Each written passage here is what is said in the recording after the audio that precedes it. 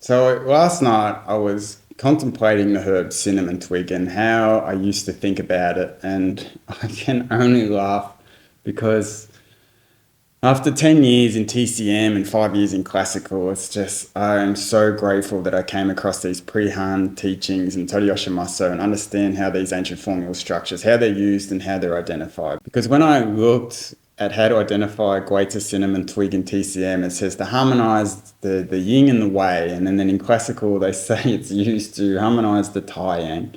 And these theoretical TCM concepts, it's not how herbs were understood and prescribed. It's not how ancient medical doctors use cinnamon twig and Gui Zhi.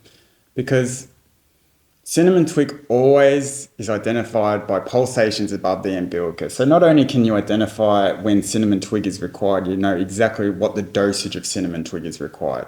Because when there's pulsations above the umbilicus, just above the umbilicus around CV10, this is cinnamon twig Gui Zhi at 3 grams. And when the pulsations come up to the middle point between the umbilicus and the xiphoid process, this is cinnamon twig at 9 grams. And then 12 grams to 15 grams of cinnamon twig is pulsations to the umbilicus, to the xiphoid process, and often to the heart.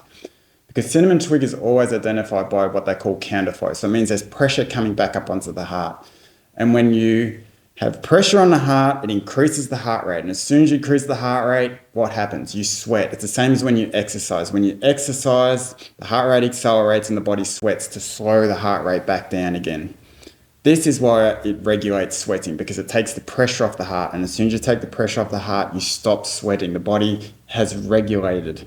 And then when you consider these secondary indications of cinnamon twig, like I read that it's used for fluids or turbid fluids in the lower pelvis. It's used to aversion to wind and cold, and it's used for general aches and pains, palpitations. Palpitations, I just explained why you get palpitations and counterflow and pressure on the heart, because as soon as the pressure comes back up onto the heart, you're looking at higher doses of cinnamon twig, because then the heart rate's accelerated so fast that you start to get palpitations and anxiety and restlessness. But this turbid fluid that they talk about that's obstructed in the lower pelvis, understand that when the heart pumps the blood, 2/3 of the blood moves into the small intestine, so the pressure of the heart comes inwards. And when that any obstructions or any patterns that inhibits the movement of blood inwards or gas, that pressure comes back up onto the heart, which causes the pulsations above the umbilicus. And when this happens, you're inhibiting the movement of blood, which affects function. And as soon as you affect function, the body will create signs and symptoms, very structured signs and symptoms. So this turbid water that they talk about, it just means inhibited urination, because when the water doesn't warm, when the fluids don't warm, the body cannot control the fluid, so it can't do anything with the water. And that's why a lot of times you'll get these pulsations above the umbilicus and you'll start to get splashing up under the xiphoid process, because the water is starting to come and put pressure back up onto the heart.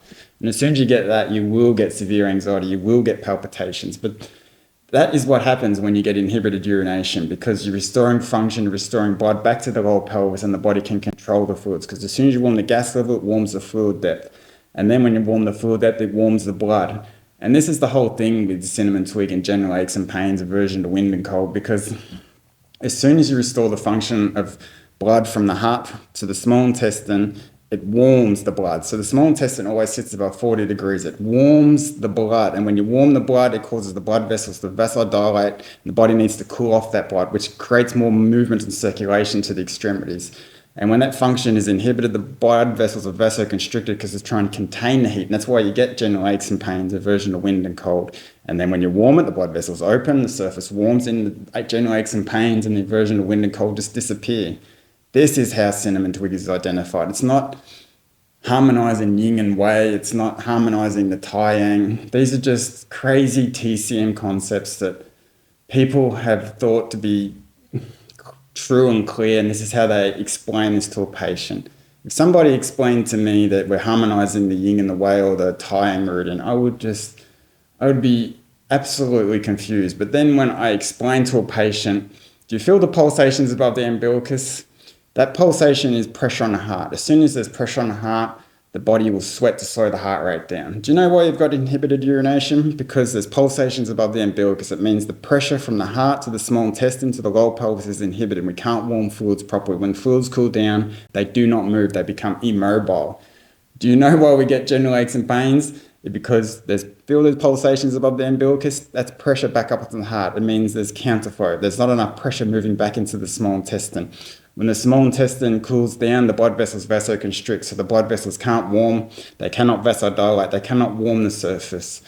If I was a patient, I would have absolute understanding of why I've had these symptoms. I know exactly why you're prescribing these herbs, and I know why you're using cinnamon twig guaita at this specific dose. And that is the true meaning of herbal medicine, Chinese herbal medicine. It's understanding function and structure, not just using confusing theories to explain something and then hope and guess that it works. Because sweating, version of wind, cold, inhibited urination, general aches and pains, these are secondary indications. They're not always there for cinnamon twig. But pulsations above the umbilicus for cinnamon twig guaita are always there. And once there's pressure on the heart, it can manifest various ways. It can have the sweating, it can have inhibited urination, the general aches and pains, it can have any of those things.